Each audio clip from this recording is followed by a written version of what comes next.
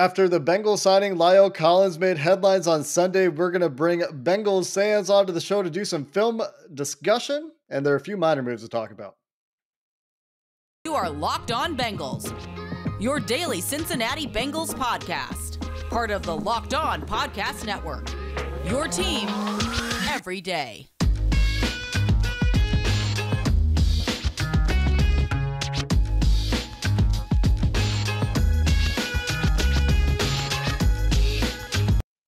What up, Bengals fans, and welcome to another episode of the Locked On Bengals podcast. I'm your host, Jake Liscow. He's your host, James Rapien. Today, we're joined by Mike at Bengals_Sands, Santagata, here to talk to us about some film takeaways from his observations of the Bengals' new free agents.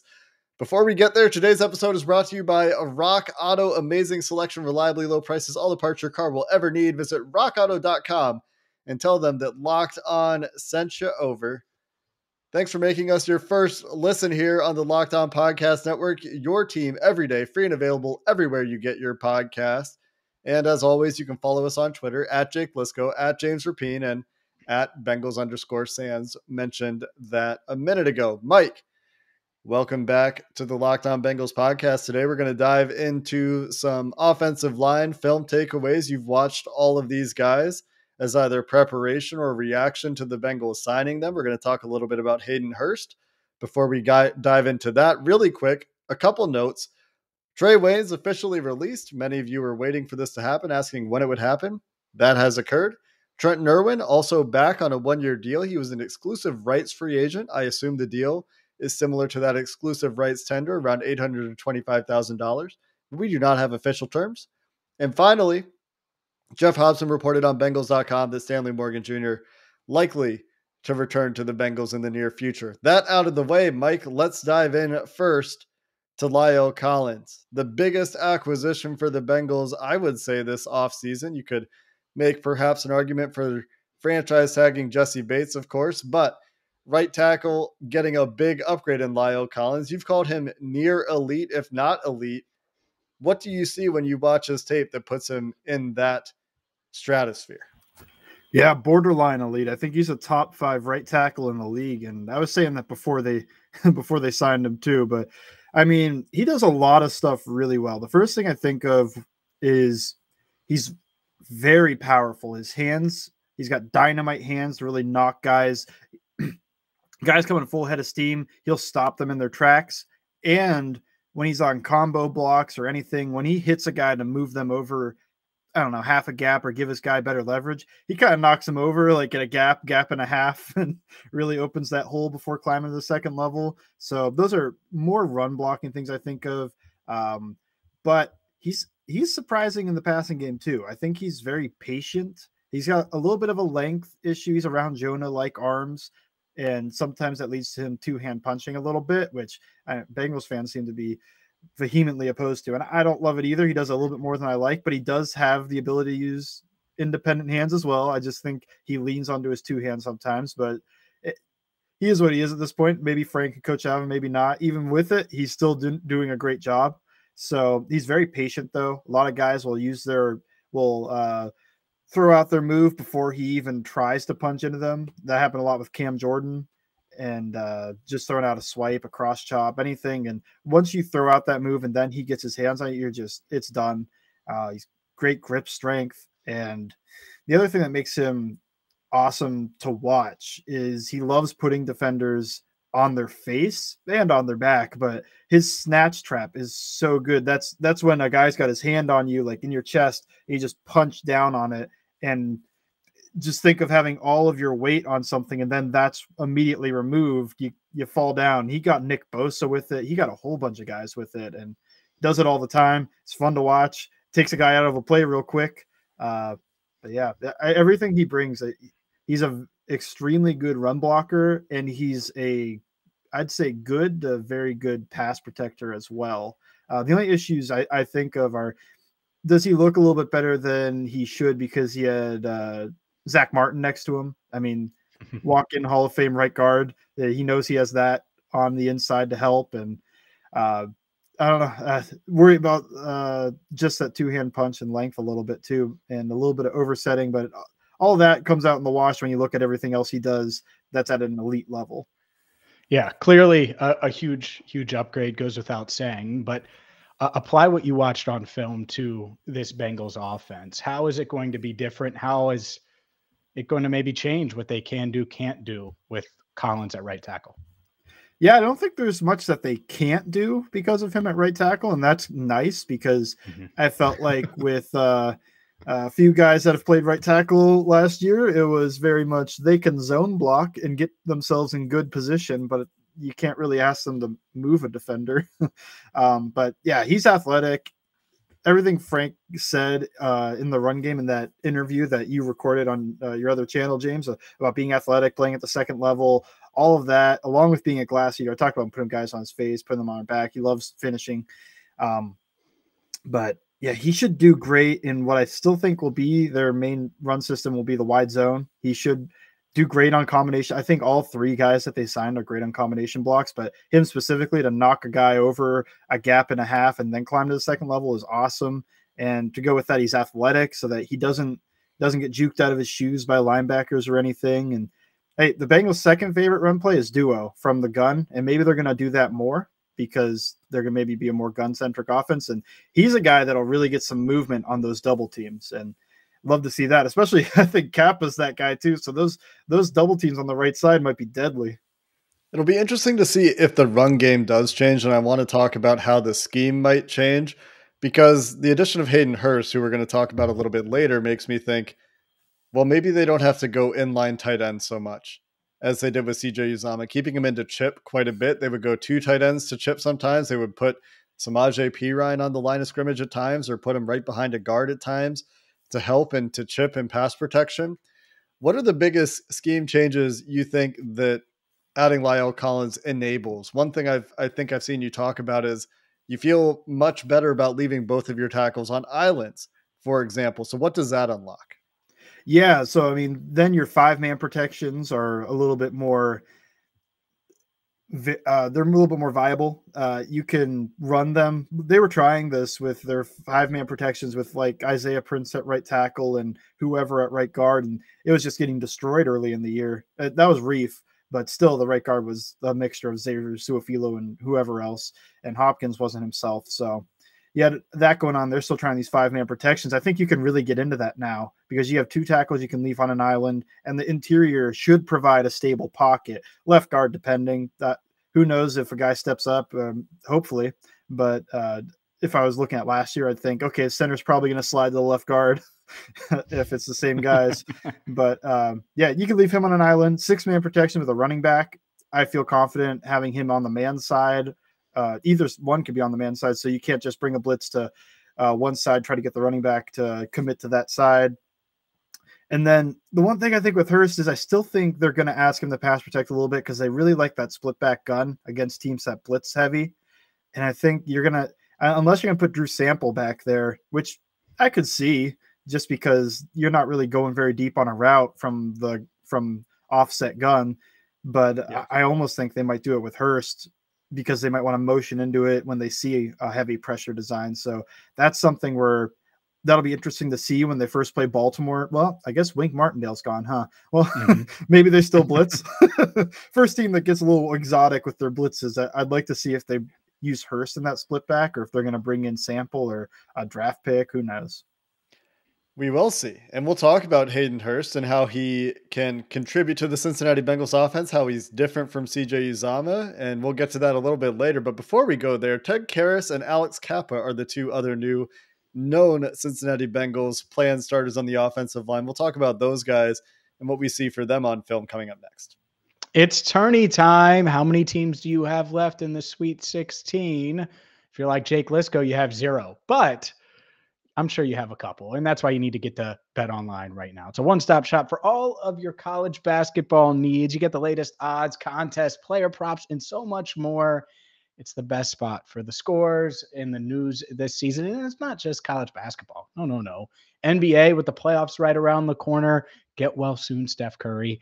And so much more. Maybe you just think that the Great Wall built in front of Joe Burrow, it's time to bet on him to be MVP next season. You can do that and so much more at BetOnline. So check them out there. Head to the website. You can use your mobile device or your laptop, PC today and sign up. It's free to sign up. Check them out. BetOnline, where the game starts.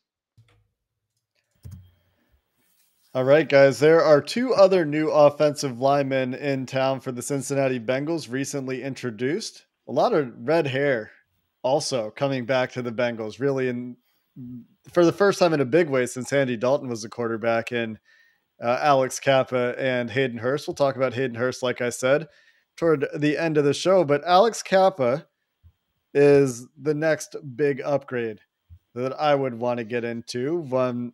Right guard was just such a problem for this team last year. Quentin Spain provided some stability for most of the year at left guard, but right guard, as we've discussed, was a turnstile, both in terms of how it did in pass protection and the players that lined up there on a rotating basis. Cappa will be expected to stabilize the spot. When you look at him on tape, doesn't seem like a perfect fit for the wide zone scheme, Mike, but from a traits perspective, how do you evaluate him and what does he bring to the Cincinnati Bengals offensive line? Yeah. So, I mean, from the traits, he's not a great athlete. I mean, just get that out in the front. I mean, he's not terrible, but he's not a great athlete. And that's the wide zone portion of this that seems like he's not a great fit. He's really strong. He's got a lot of power, a lot like Lyle Collins. Same thing with he moves guys gap and a half with his hands.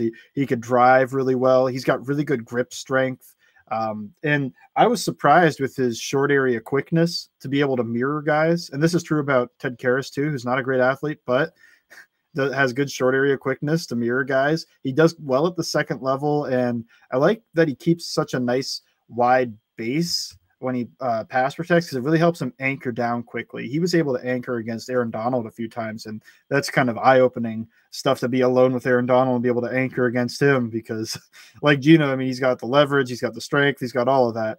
And I mean, the other thing that Kappa's going to bring you is insane toughness to try to play. He played a game with a broken arm, tried to play a game with a broken leg. He's not going to miss for just any type of injury. I mean, they'll have to strap him to the bench for him to not come back in.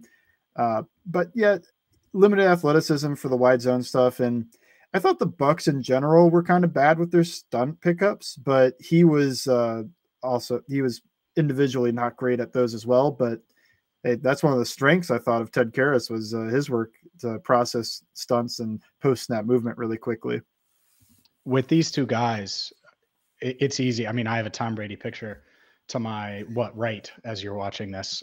So it's pretty clear. Look, they play with Brady. They have a combined 3 rings. One thing Frank Pollock said last week was their ability to pass protect in drop back situations, which we saw in the Super Bowl. 3-step drops were a wish that were never going to really happen, at least clean.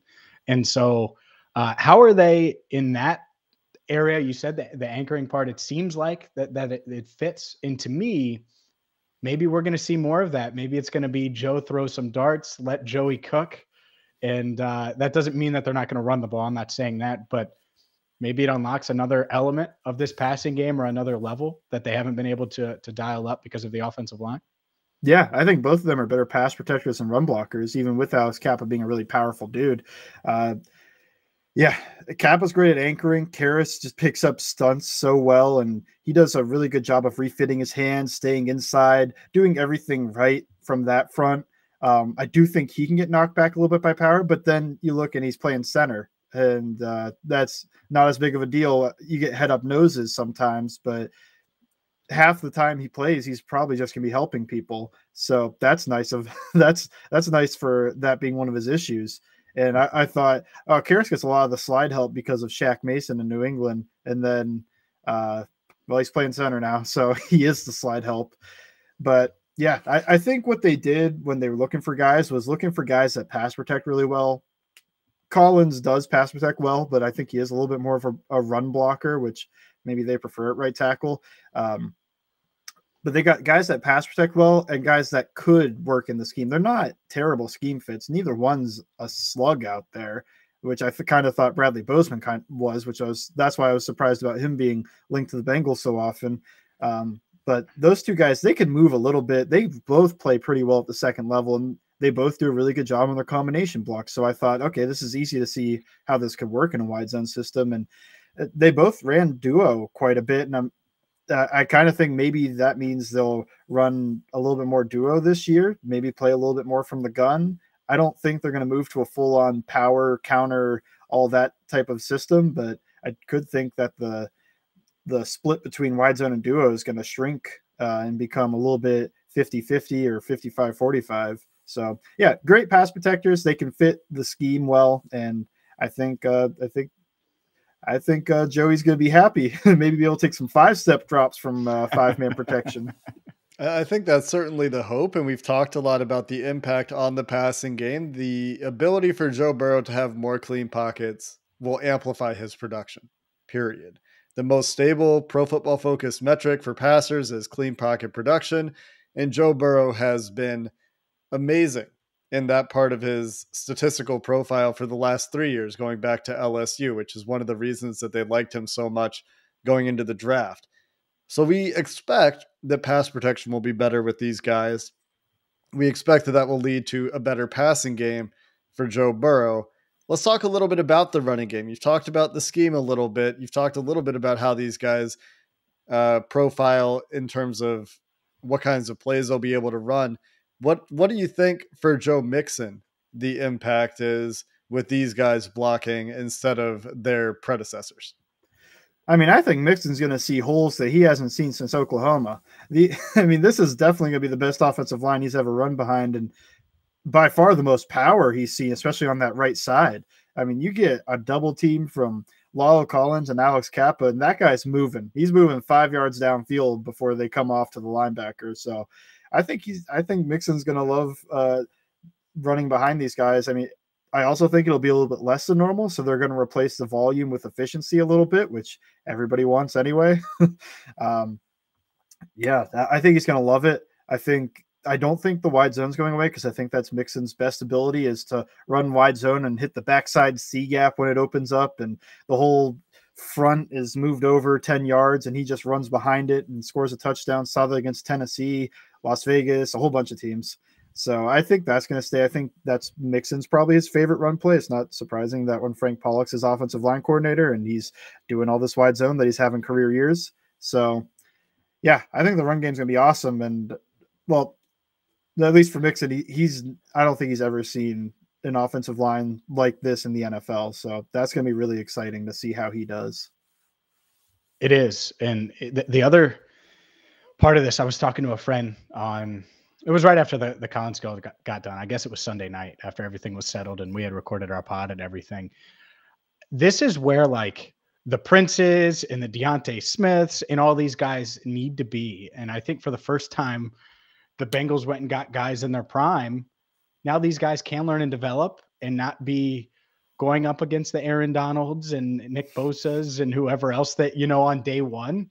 And so is the offensive lineman in you, Sands? This isn't even a film question, but are you excited to see these guys maybe develop now that they're not thrown into not disadvantageous, I'm making up words, situations? Yes, but I also think that until they get left guard fixed, somebody might be thrown into disadvantageous situations still. I mean, if they play Pittsburgh, I think you're going to probably try to.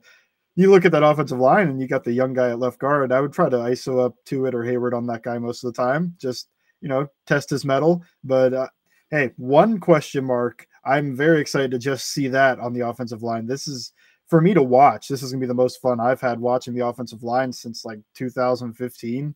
I mean, this is going to be awesome.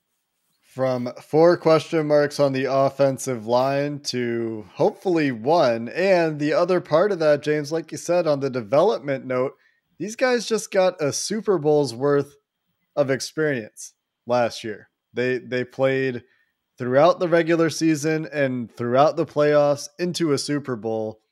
And while you don't necessarily want to rely on all those guys because of what they put on the field and because of how they played in the Super Bowl, at least they got that experience, and it should be beneficial to their development, especially for the younger guys, Hakeem Adeniji, Jackson Carman, Isaiah Prince that are going to be back and fighting for backup and or starting roles in 2022. Coming up next, let's talk Hayden Hurst and his fit with this Bengals offense. Is unlike previous years, the Bengals free agency focus has been on the offensive side of the ball. Today's episode brought to you by Rock Auto, and you never want your transportation to be a question mark. That's why you got to get to Rock Auto, because they're always reliable and they're going to save you money on car parts any day of the week. And you can shop from the comfort of your own home at rockauto.com. No going to the big box store and asking Earl if they have parts for your 1997 Daewoo. Nope, rockauto.com has you covered. Or if you drive a 2022 Mercedes-Benz, but like Jake Liscow, by the way, but you need to get new filters, because I don't know why, Jake, you need new filters on your brand new car, but you do. Go to rockauto.com. They're going to have you covered there for less. So don't spend 30, 50, even 100% more for the same parts when you can get them at rockauto.com. They've been in the business for more than 2 decades. Check them out right now at rockauto.com. See all the parts available for your car, truck, or Mercedes-Benz. And be sure to write Locked On in their How Did You Hear About Us box so they know we sent you. Amazing selection, reliably low prices, all the parts your car will ever need. rockauto.com. I do not drive a German car. Liar. For the record. Liar. For the record. Let's Liar. talk Hayden Hurst, guys. Hayden Hurst, lying. the former Atlanta and Baltimore tight end, a first-round pick. If you listen to his press conference, seems very excited for an opportunity to start again. Seems like he's ready to prove something, ready to prove that he can be a very productive tight end in the NFL. If you go watch how he plays, I certainly agree. I think, Mike, you mentioned earlier, he can at least replace what CJ Uzomah did for the Bengals in the passing game. I think that his best year, he was lined up in wide receiver alignments or slot receiver alignments at a much higher rate than CJ Uzomah was last year for the Cincinnati Bengals. So I think it'll look different. Mike, do you have the same impression when you look at what Hayden Hurst brings on the football field? Yeah, I think he will line up wide more than CJ did. I still think the Bengals are probably going to put him in line from time to time because, well, when you run, I've been talking about duo, but duo is usually run to a tight end. So that's the one part that's giving me a little bit of pause where I'm thinking, well, do you trust Hayden Hurst on the front side of a duo concept? You have to a little bit. You can't bring in Sample for all those plays. So a little bit, I think he'll line up in line still. But yeah, when you put him out wide, I think he gets matched up with a linebacker or a box safety. He's usually faster than that guy, and it's a mismatch. Not to the level of when you see Travis Kelce on one of those guys, but hey, you can't really do that all game because, especially with Burrow looking and seeing, okay, you're in man coverage and you keep putting the box safety or even a linebacker over there, then we're going to exploit that. So I think he's going to replicate what CJ did in the passing game pretty seamlessly and take over what he does. I think he's a smart route runner. I think he can find those voids of the zone really well. I think he's got really reliable hands, averages like a drop a season, and a little bit of weird fumble issues last year. I don't know if that'll keep up, but I think overall for the passing game, he's probably equal and maybe even a slight bonus compared to what CJ did, just because he is more athletic, and if he puts it really puts it all together, he can be a little bit more of a deep threat. When it comes to the run game, he's just CJ was a better run blocker. He's weirdly good at cut blocking, and but not really much else. And it's not that he's not willing; it's just he's got kind of short arms, and it really lets defenders hold him out, put a hand in his chest, and just shed his block pretty easily. But maybe you see more split zone with him crossing across the line to just cut the backside end, or maybe he's just on the backside of zone plays more often than he's on the front side of anything. I think it's interesting. I think in the part that people are really going to care about, the passing game, he's going to slide right in, and he's a former first-round pick for a reason. Look at you quoting him. I was a former first-round pick for a reason. He said that like 12 times in 7 minutes the other day. And I'm not knocking him, Bengals fans, but I'm just saying that's a fact. I did the counter. It's at least 12 times. We get it. 25th overall, Hayden. That being said, do you think the opportunity, he talked a ton about the opportunity. given how the Bengals use their tight ends. Drew Sample will probably get a little more run. He was a second-round pick for a reason, Bengals fans. How about that? Do you think he's going to get the opportunity that Hayden talked about? Like, because he was like so focused on how he didn't get the opportunity he expected to get in Baltimore. Obviously, it didn't happen in Atlanta after he had his breakout year in 2020 because, well, Kyle Pitts is a freak, even though the Falcons should have either taken a quarterback or Jamar Chase. But I'll leave that one alone. So do you think that the Bengals are going to be able to give him this opportunity that he's expecting them to give him and thinks that they're going to give him this season? From a film standpoint, does that line up, if that makes sense? Yeah, most likely, yes. But part of me thinks that Hayden Hurst is cursed and the Bengals are going to draft a tight end like the second or third round that takes like half his snaps or something, which, I mean, it'd be great for us just to have some awesome rookie tight end. But that's what part of me thinks, is that he's just everywhere he goes, he just brings along like, oh, we found a gem in this draft. But most likely, yes, he should get the biggest opportunity he's had since 2020. I mean, it's a 1-year deal, so I do expect them to kind of address the long-term issue and draft a tight end, but who knows if that guy develops. And I'd expect, yeah, on film, he looks like he can handle it. So I think he can handle the volume. I think he can actually challenge defenses in the intermediate and deep areas of the field. And now that you can pass protect the intermediate areas of the field, and Joe Burrow really loves throwing those, I mean, you could see maybe his career year, as long as he's not cursed and Jalen Weidermeyer doesn't become a 800-yard receiver at tight end. I was thinking Greg Dulcich, but whoever. You know what I'm thinking? Drew Sample extension. Drew Sample shows why he was a second-round pick, because that's right. It's actually interesting you bring that up, James, because where I was going to go next is taking a look at kind of where they're at from a cap and cash perspective, because I'm still expecting them to spend more money and they're pretty low on cap space at this point. So to me, the next moves that I expect for the Bengals are like modest to small external free agents, if any, and potentially, getting that long-term deal done with Jesse Bates, or extensions potentially, and this might wait until after the draft, not for Drew Sample, but for Jermaine Pratt potentially, or Von Bell potentially, or other guys like that have been good and are going into the last years of their deal. But I do think that there's some more money to spend, despite Jeff Hobson writing that they're done or taking a pause on external free agents. I think that we could still see a corner, we could still see a defensive tackle, we could still see depth wide receiver, these sorts of things, a veteran left guard like Quentin Spain. But that being said, let's reflect on the guys they've brought in and take a quick. Let's see where we're at for consensus, shall we? Let's rank one to what, 4? The biggest free agent signings, the best free agent signings for the Bengals at this point. A week and a day into the free agency period. And Mike, as our honored guest, I'll let you go first. All 1 through 4, Lyle Collins, far and away number 1. I mean, that's a get.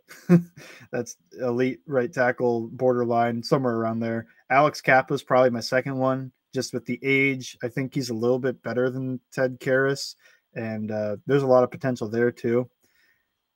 I think I'd go Ted Karras at center for number 3 and Hayden Hurst number 4. But I do think I like all of the signings, and they all make sense to me. Let me ask you this. If BJ Hill is counted in your top 4, does he displace one of those guys? Yeah, I think he would fit in between Cappa and Karras. That's where I think I'd have Hill. James, do you have any differences of opinion from Mike? Because I actually do not. I do, easily. Yeah. About Hayden this. Hurst. Okay. Yeah. Well, yeah. I mean, plenty about other stuff, of course. What about this? Hayden Hurst is 1. He was a first-round pick for a reason. 2 for me is got to be Alex Cappa, third rounder. 3 for me, Karras, 6th rounder, and then Lyle Collins is 4th because, dude, he went undrafted. Like, how are we gonna? I'm just kidding. All right, I'm done. You're right. I mean, they're asking an undrafted tackle to come in here and start at right tackle. What are we doing? We've been asking them to get a proven right tackle for years. He was undrafted for a reason. I don't. Yeah. I'm being mean as hell to Hayden Hurst. Okay, first off, Hayden, I'm just kidding. I'm having a little fun. It's been a long couple of weeks. That being said, it's obviously Collins 1, Cappa 2, because I think he could end up. Again, I said this on Monday's show, there is a scenario where he ends up being their second best lineman. You hope it's not the case, and you hope it's Jonah, but there's a chance. And so Cappa 2, probably, Karras 3, and then Hurst 4, and I think that's fair. The thing I love about Karras is his versatility, and so would I give him the slight edge over a Hill? Like if it was like player for player, maybe because of the importance. Like I don't give it. I've said this. Just protect 9. Well, he's going to be able to do that at multiple spots if you need him to. That being said, obviously Hill's the better player. So I get putting Hill 3rd if we're including him in that. Let me ask you guys this: I would actually put Hill 2nd if we were including him, just because I think he's also a better player than Alex Cappa, at least last year. But it's close. But go ahead. Where would Bates rank? Do it. Come on, do it. Positional important. Yeah, I was going to say 2nd just because I think Collins is in the more important position for the team. For me, they signed 2 guys that I gave a 1 to in our tier list, and they're Lyle Collins and Jesse Bates. And when you look at what this team needs and the difference from Lyle Collins to the, Riley Reef kind of guy, and the difference between Jesse Bates and I don't even know who it would be. I mean, I guess it's close, but just with the offensive line issues they've had, the healthy Lyle Collins difference should be massive, but it is really close, I think. Is it, where would he be for you, James? Yeah, it's probably 2. I mean, neither one has been an All-Pro or a Pro Bowler. You could see both ascending to that level, hopefully this year. And so that part matters. But yeah, I mean, hopefully we're talking about Cappa, Collins, and Bates all becoming Pro Bowl level players in 2022. It wouldn't shock me, right? And so hopefully it happens. And that's really what you hope for, right? Is that they found these guys like Chidobe Awuzie, like Mike Hilton, who are going to continue to play at or higher than the level that they were on their previous teams. That's actually really hard to do in free agency. A lot of times you sign free agents and they play worse. And the Bengals have nailed free agency for the last 2 years. I guess we don't know about this year yet. The last 2 years, outside of Trey Waynes, who just never had an opportunity to show that the faith they put in him was justified. So we really don't know. He got hurt. That's a brutal situation. A little disappointed we haven't talked about Josh Chupo in the top 4. I missed that one. I should have ranked him ahead of Collins too to really make people. Yeah, we did get Josh Chupo contract. I think he was details. Undrafted, wasn't he?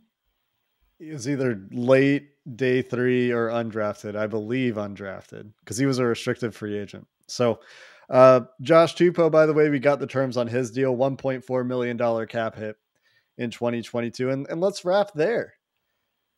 We've got the film takeaways from Mike about all of the Bengals' new acquisitions, and we'll be back tomorrow. Maybe the Bengals make a move. Maybe they don't. Maybe we have to start looking ahead to the draft. I know for me, guys, after the Lyle Collins deal went pen to paper is when my brain shifted and was like, okay, it's time to really shift attention to the draft. Although I do still think there may be some free agent moves coming. Josh Chupo, undrafted, by the way. Undrafted. There you go. 2017. Good clarification. Until next time, Bengals fans, thanks for listening to the Locked On Bengals podcast. Mike Santagata at Bengals_Sands on Twitter joined us today for the film breakdown, and we'll be back tomorrow. Until next time, Bengals fans, hoo-day, and have a good one.